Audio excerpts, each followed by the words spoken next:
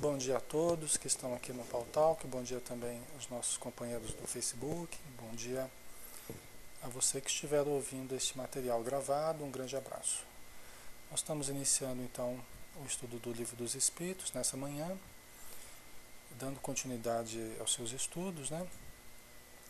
E nós estamos na pergunta 967, do tópico Natureza das Penas e Gozos Futuros. Tá?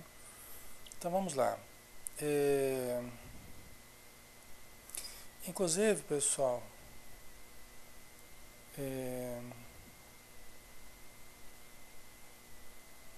não, isso aqui está errado, gente. Não é 966 nem 67. É 969 hoje, tá? 969, tá? Hoje.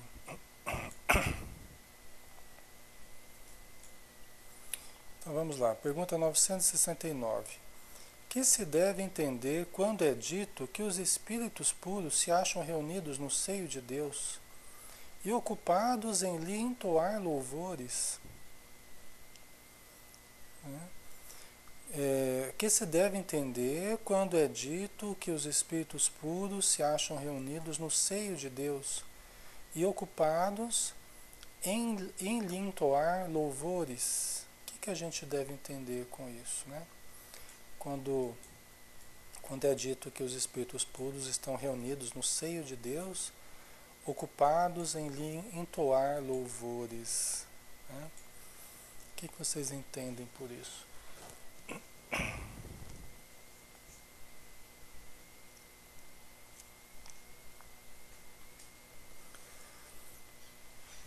Como é que vocês entendem essa colocação? Que às vezes os espíritos podem colocar dessa forma, né? A gente pode ouvir esse tipo de consideração. Como é que a gente pode entender isso? A florzinha, parece que eles não trabalham, né? O que mais? O que vocês acham?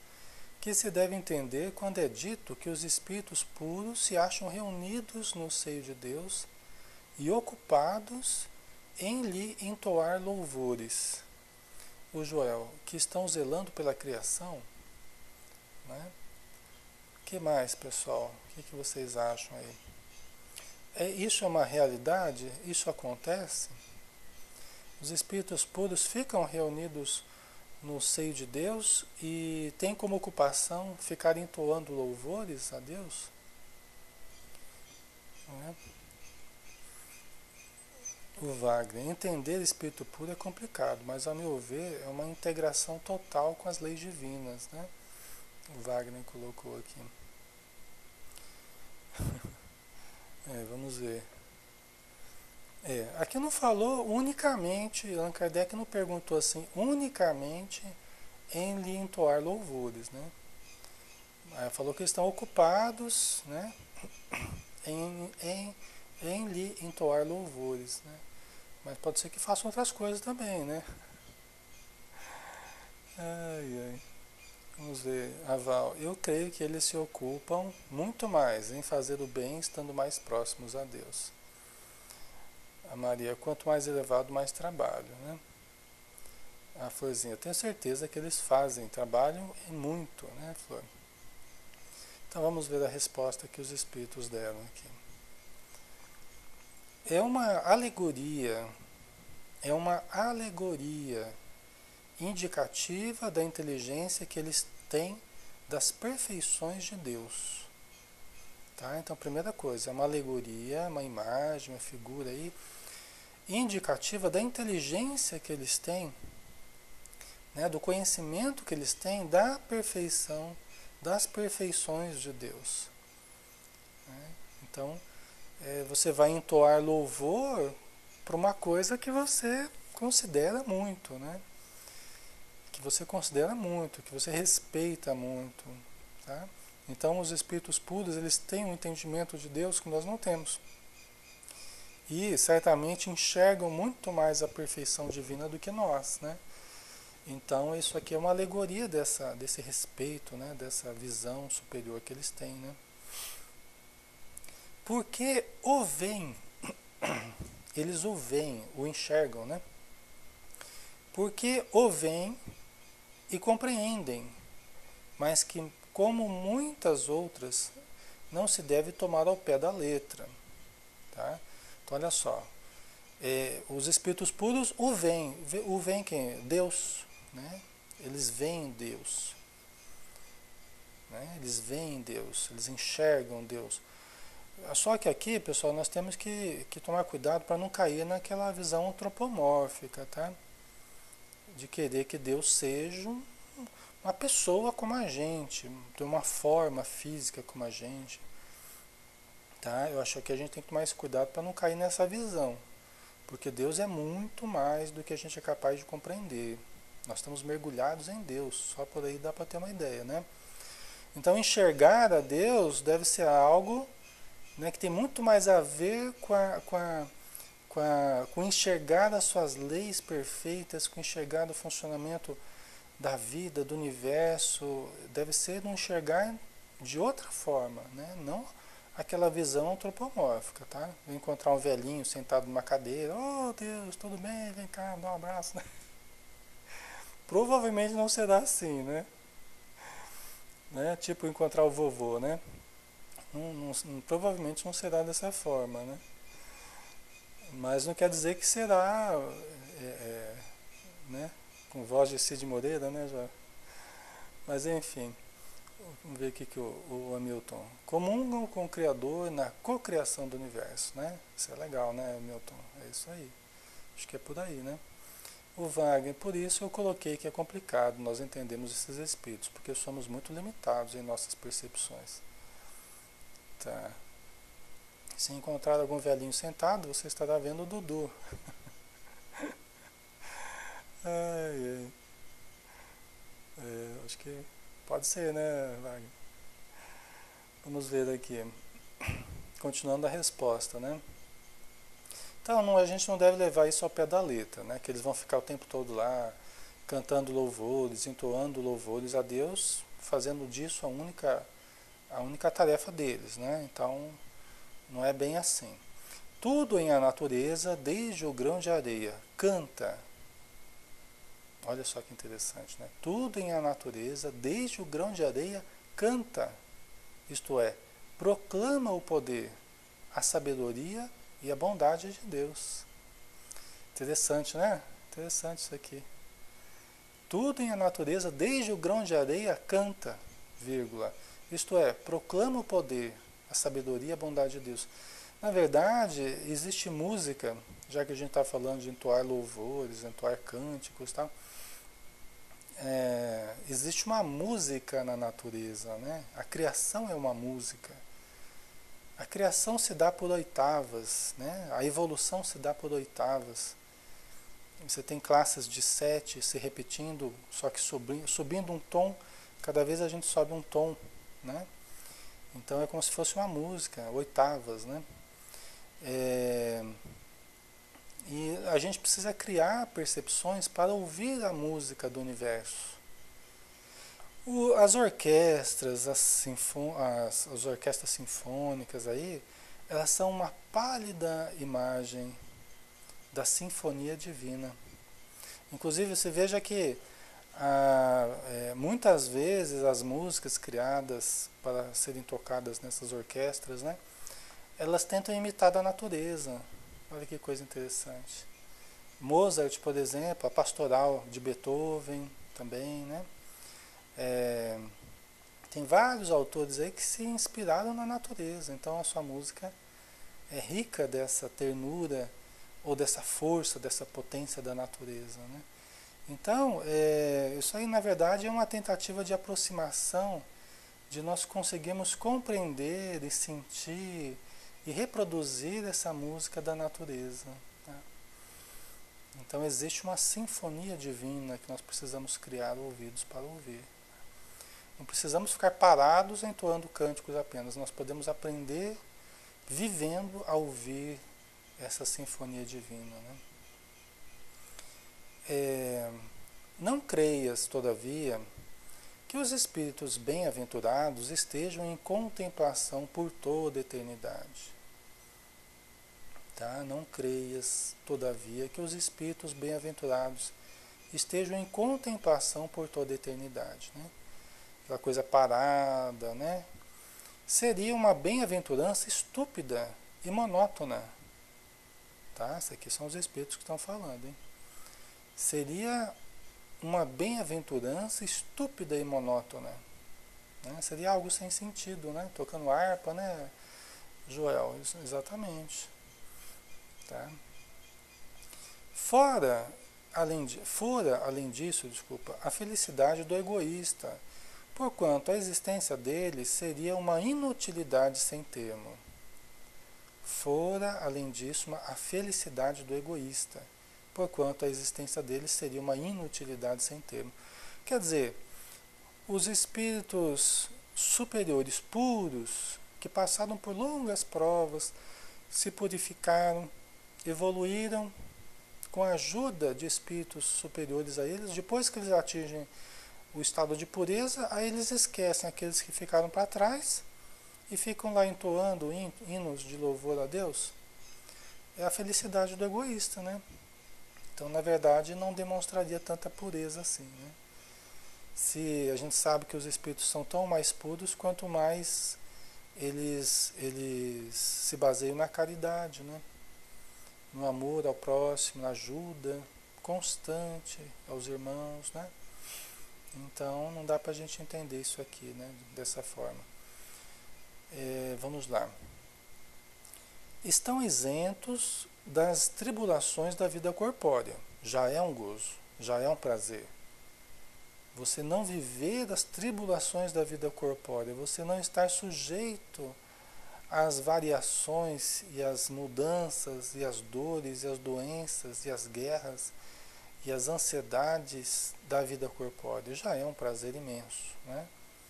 Você está num mundo, numa dimensão junto com toda uma coletividade de pessoas felizes. Já pensou? Você olha para um, está feliz. Você olha para o outro, está feliz também. Você olha para todo mundo está feliz. Já pensou que beleza? Não é? É felicidade para todo lado. Olha que coisa boa, né? Então isso já é um prazer, né? Depois, como dissemos, conhecem e sabem todas as coisas. Dão útil emprego à inteligência que adquiriram, auxiliando os progressos dos outros espíritos. Essa é a sua ocupação, que ao mesmo tempo é um gozo. Né? Trabalhar, ajudar é um prazer. É um prazer, é o maior prazer que tem, né? É o prazer de ajudar, de se sentir útil, de fazer o bem. Esse é o maior prazer que existe, né? Aí vamos para 970. Pergunta 970, vamos lá.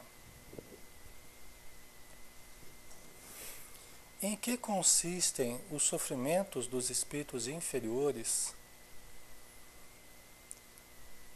Em que consistem os sofrimentos dos espíritos inferiores, pessoal? O que geralmente faz o espírito inferior sofrer? O que faz? É só...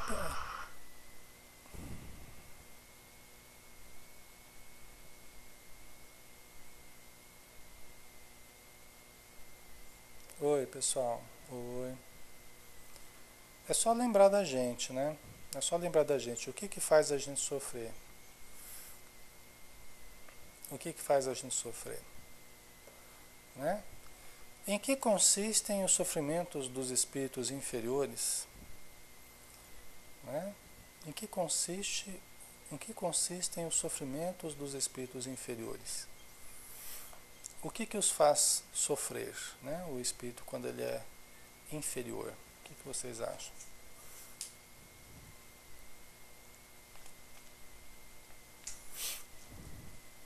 É só lembrar do que faz a gente sofrer, né? Nós que temos ainda as nossas precariedades, né? As nossas carências, o que faz a gente sofrer? Né? Dá pra gente ter uma ideia, né?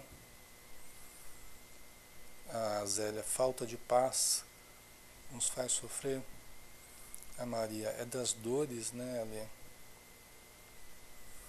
Val, aquilo que ele ainda não é, o faz sofrer, né?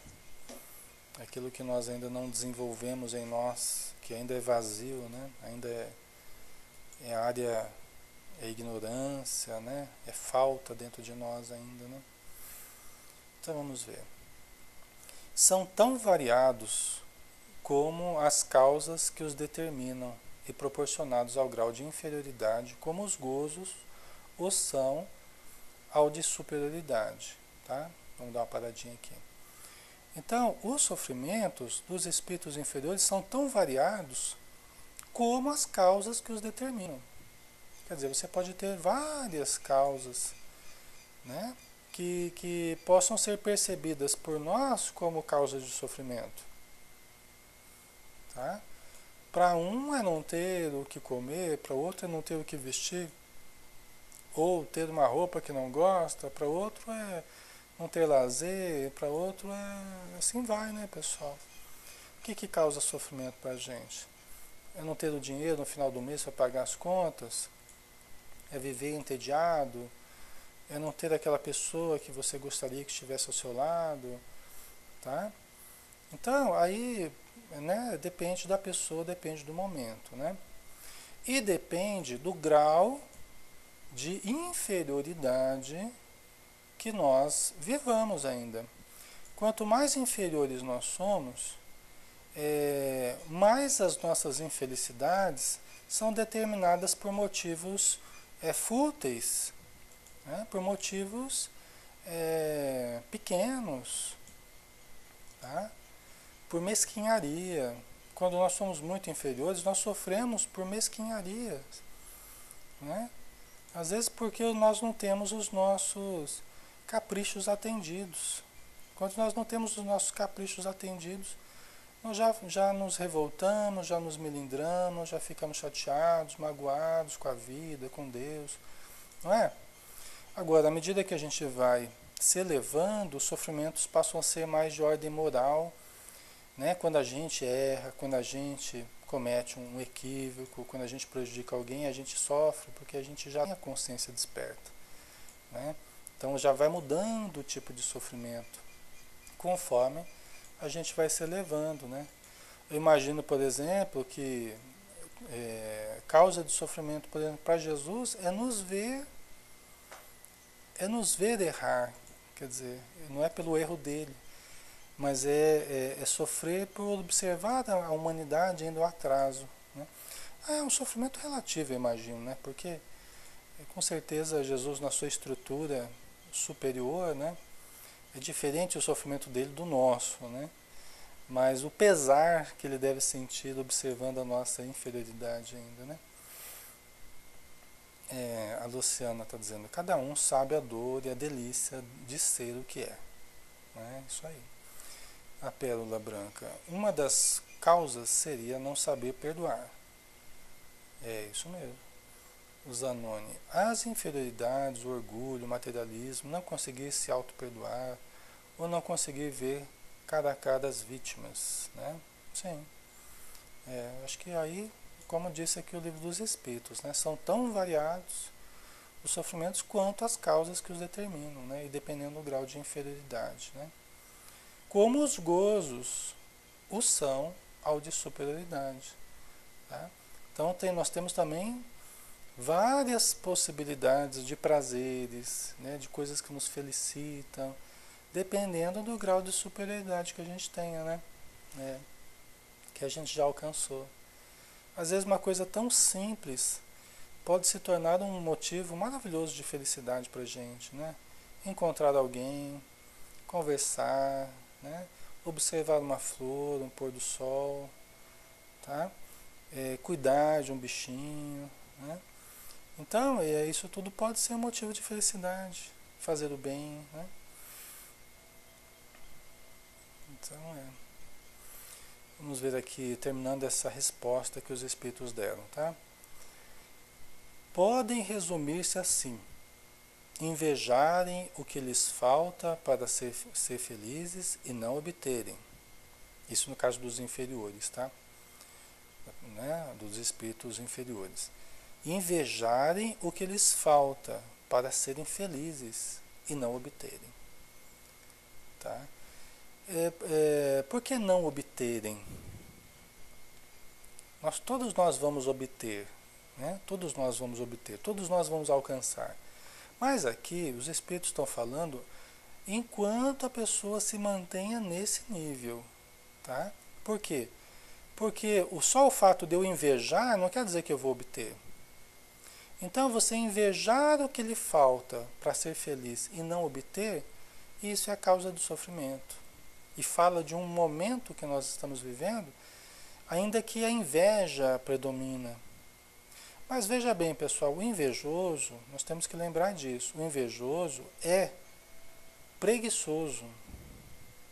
Tá? A preguiça é uma das características marcantes do invejoso. Por quê? Porque eu quero o que é do outro, sem o esforço por adquiri-lo. Por o adquirir, né? Eu invejo o que é do outro sem o esforço por adquirir. Por isso que eu não vou obter. Enquanto eu ficar apenas invejando, eu não vou obter.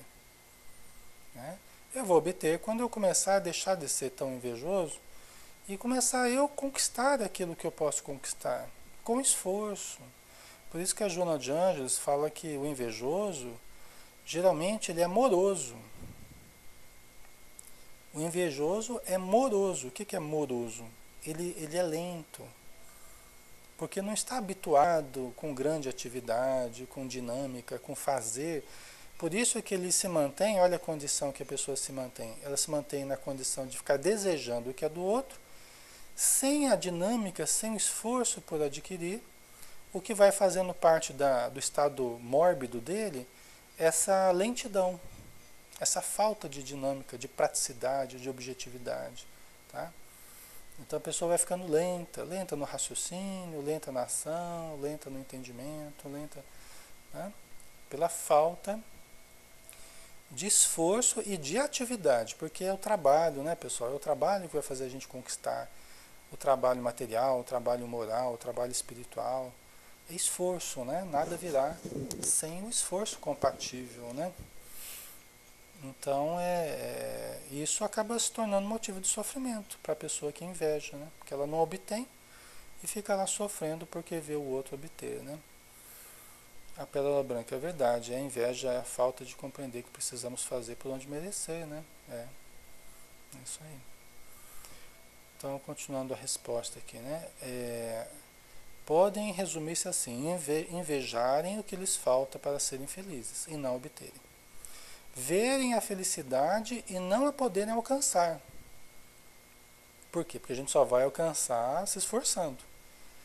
E os espíritos que só ficam reclamando, só ficam maldizendo, só ficam buscando o que é inferior, né? Então eles observam aqueles que estão renunciando, aqueles que estão se sacrificando, e aí observa eles conseguindo alcançar aquilo que eles desejam. Então, ao invés de eles se esforçarem por alcançarem também, eles ficam sofrendo, ficam maldizendo, né? Por isso que os espíritos no umbral, por exemplo, eles ficam maldizendo os espíritos da luz. Ah, aqueles lá são os filhos da luz, não sei o que, são os privilegiados por Deus. Mas não existe privilégio. Vocês percebem a visão distorcida, né? Que caracteriza o espírito mais inferior mesmo, né? Por isso que está no umbral, por isso que está nas trevas, né? Então, com todo o respeito e com todo o carinho que nós devemos a eles, mas nós estamos aqui tentando entender essa psicologia e por que nós nos mantemos, né? Muitas vezes criando sofrimentos que não precisávamos. É apenas nos esforçarmos mais, nos doarmos mais, estudarmos mais, tá? Nós não podemos querer que o mundo fique inferior só para nos satisfazer. Porque nós não queremos subir, nós não vamos querer que todo mundo desça, então. Só para a gente ficar igual a todo mundo e a gente não sofrer de inveja, não sofrer. Então, não é? Muitas vezes os espíritos querem a desordem, a anarquia, para que o mundo seja igual a eles. E eles não querem eles subirem, eles avançarem, né? Que é diferente. Aí exige esforço, né? A Tina Alex, há aqueles que não se transformam de um lado, mas podem ter um lado bom dentro deles, eles querem dominar. Sim, nós somos esses, né, Tina? Que temos um lado sombra e um lado luz, né? Todos nós somos, né? E às vezes predomina mais um lado, às vezes predomina mais um outro lado. Às vezes a gente até é uma pessoa boa, só que assim tem grandes qualidades, só que não consegue perdoar uma determinada ofensa. E aí é como se fosse uma alma caída, porque no plano espiritual está cheio de espíritos nessa condição.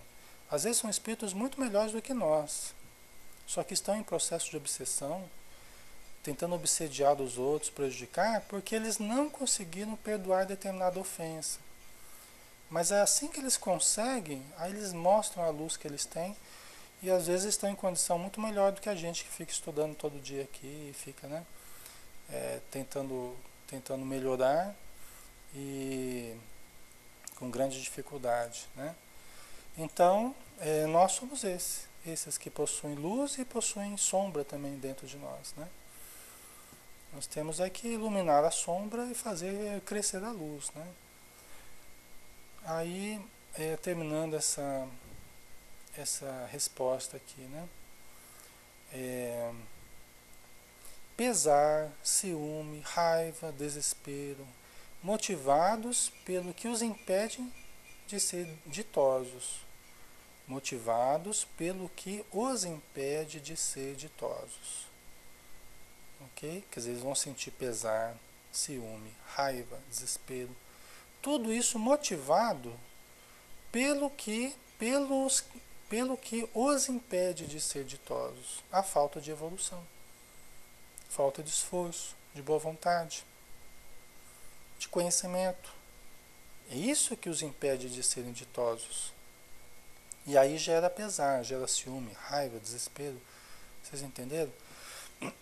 Então, tivéssemos outra atitude mental, outra atitude comportamental, e nós não ficaríamos criando esse pesar, esse ciúme, essa raiva, esse desespero. Tá? Então, esse é o objetivo, a gente perceber, né, essa armadilha que a gente cria para a gente mesmo. Né?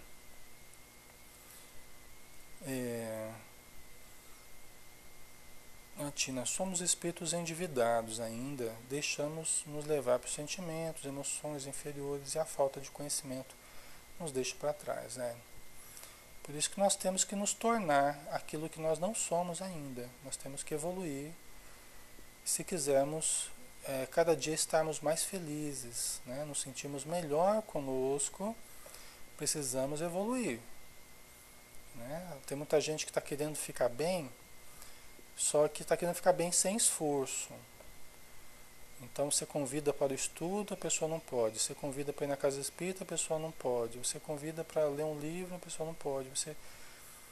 E ela quer ficar bem. Está mal, mas quer ficar bem. Só que não aceita nada do que é sugerido, não aceita nada que vai ajudá-la. Né?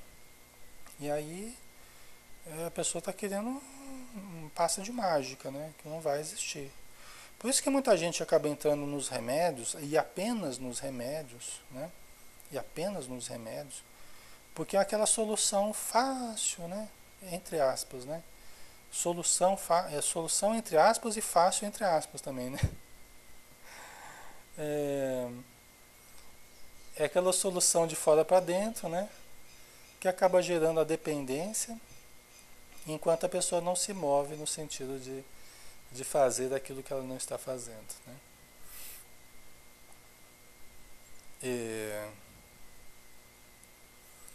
Deixa eu ver. Ok, vamos lá. Então, terminando aqui a resposta, né, dessa 970, remorsos, ansiedade moral indefinível. Né? Então, também fazem parte dos sofrimentos dos espíritos inferiores, remorsos, ansiedade moral indefinível.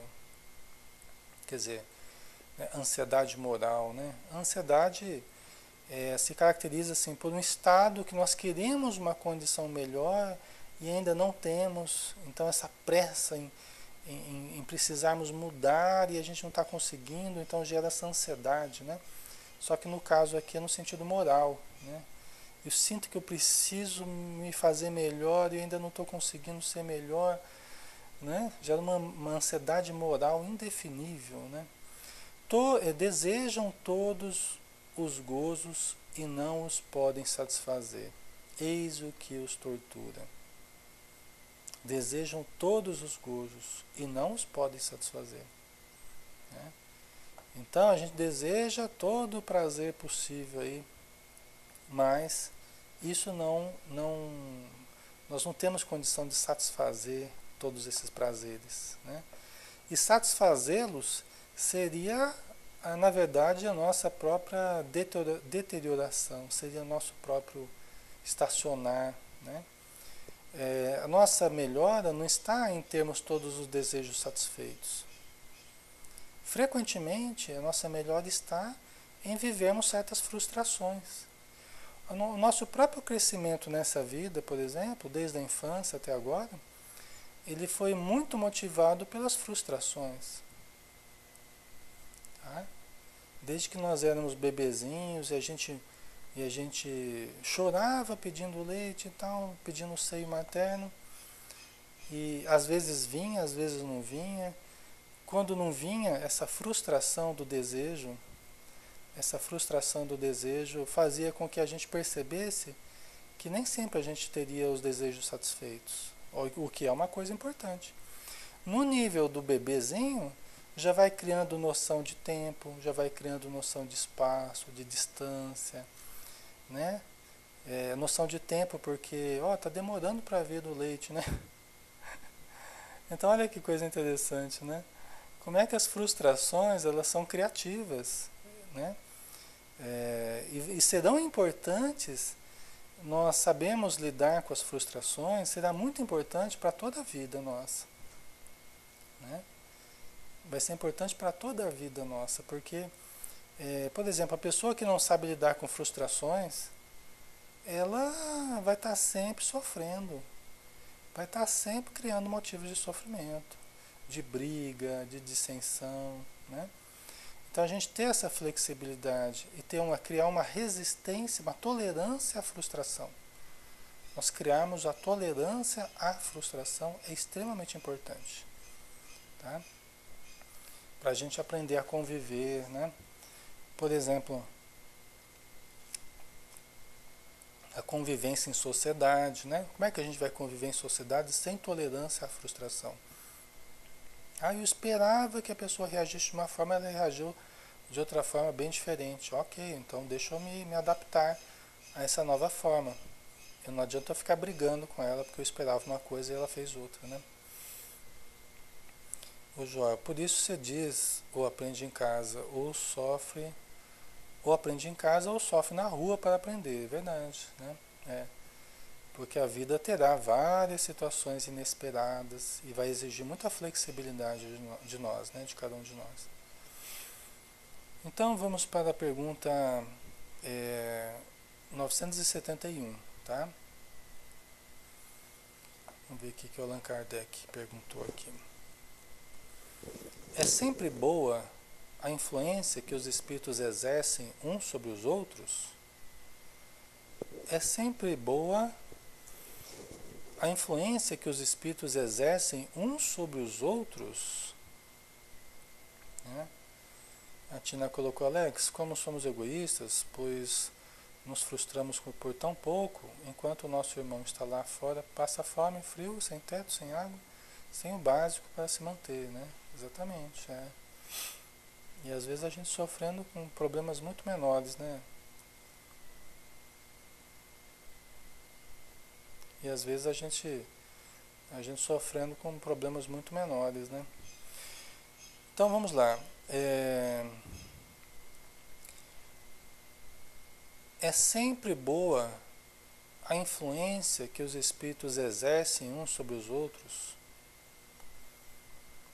É sempre boa a influência que os espíritos exercem uns sobre os outros? Né? O que vocês acham? Nem sempre, né, Joel? Andrea, nem sempre, depende do grau de evolução do espírito, né?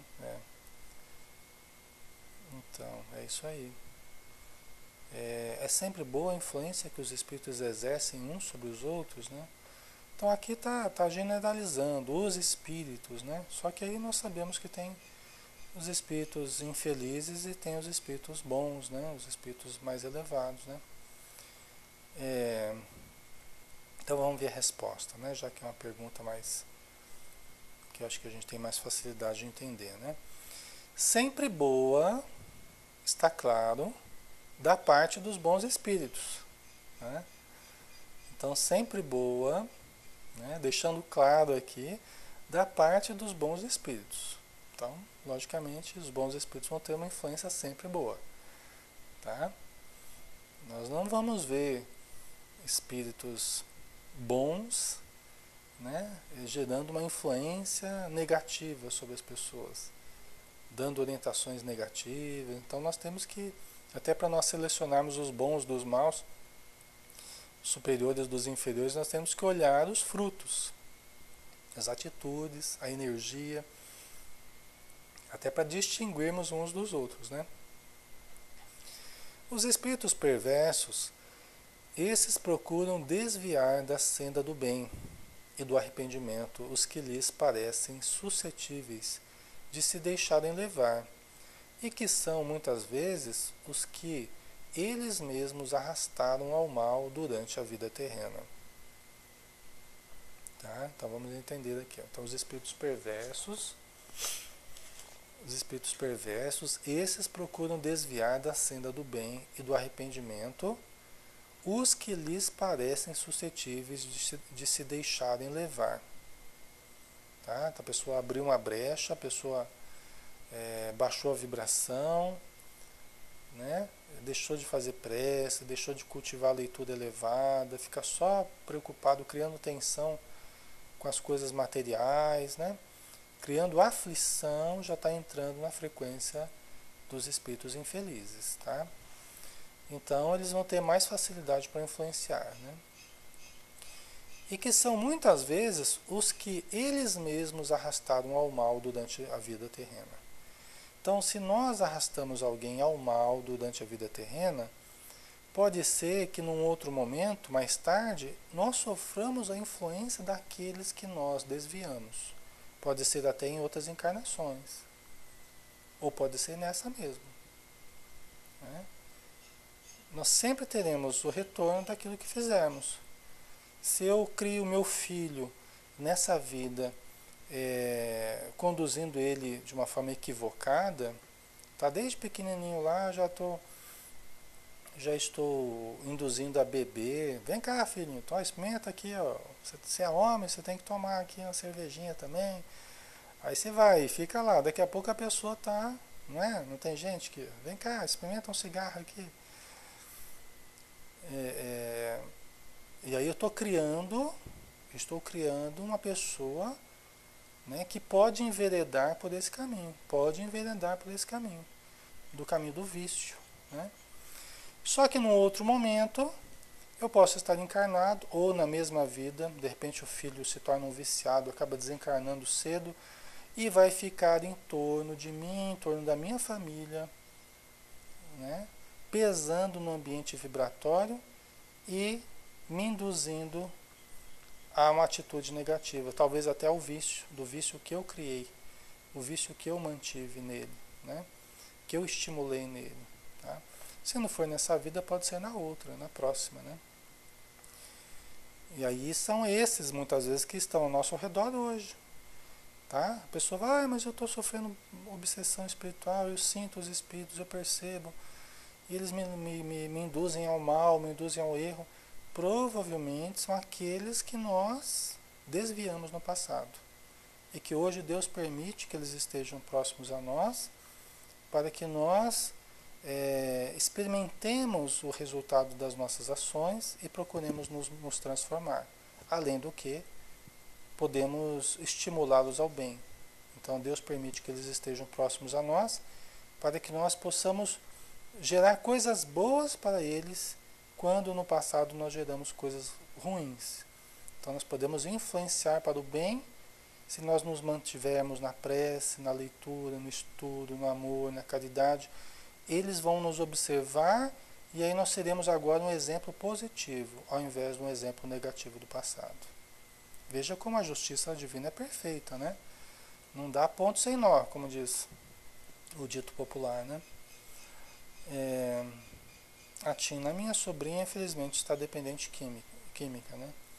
E sabemos que os pais contribuíram para isso, né? O Joel, pode até ser, Tina, mas a escolha é de cada um. A influência tem seu peso, claro. Cada um tem o seu. Deus sabe avaliar para cada um o seu nível de responsabilidade, né? Para nós, às vezes, é difícil avaliar esse tipo de coisa, mas Deus sabe, né, avaliar nosso íntimo, né?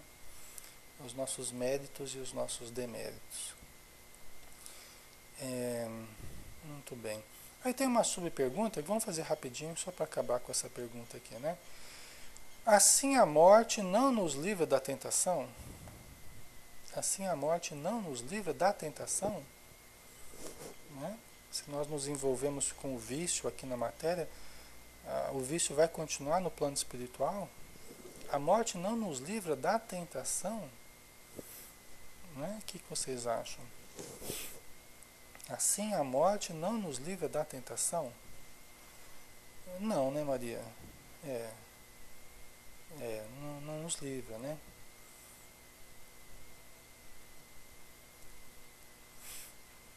Então a Maria colocou que não, né, Maria? Assim a morte não nos livra da tentação? Vamos ver aqui a resposta. Não. Mas a ação dos maus espíritos é sempre menor sobre os outros espíritos do que sobre os homens, porque lhes falta o auxílio das paixões materiais. Então vamos entender isso aqui, tá? A morte não nos livra da tentação? Não.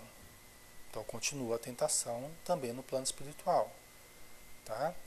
As viciações, tal, continuam no plano espiritual. Mas a ação dos maus espíritos é sempre menor sobre os outros espíritos do que sobre os homens. Então, os espíritos, pessoal, têm mais facilidade de influenciar os encarnados do que os próprios espíritos. Não que eles não influenciem, influenciam muito. Muito, muito, muito. Tanto que existem organizações voltadas ao mal, né, no plano espiritual. Existe uma hierarquia, existe todo um processo de influência, de poder. Né? Então isso existe sim. Só que eles encontram mais facilidade de nos influenciar na matéria. Por quê? Porque nós temos aqui as paixões materiais. O contato mais direto com as tentações materiais, que produzem uma vertigem, que produzem uma ilusão muito maior em nós do que nos espíritos. Tá? Nós estamos envoltos nessa névoa densa que é o corpo carnal e todas as paixões da vida material. Estamos mais sujeitos a elas, né? Por isso, somos mais suscetíveis de sofrermos influências, né? Então, terminando a resposta aqui, não, já acabou, né? Acabou. A ação dos maus espíritos é sempre menor sobre os outros espíritos do que sobre os homens, porque lhes falta o auxílio das paixões materiais, né? Os espíritos que já estão fora da matéria. Muito bem, pessoal, então vamos dar uma paradinha aqui, já quase 9 horas, né? Aí a gente deixa um pouquinho para a semana que vem aí, né? Onde nós iremos continuar. Então nós nos vemos na quinta-feira, né? No estudo do Evangelho de Mateus, todos estão convidados também, tá bom? Um grande abraço, fiquem com Deus, até a próxima.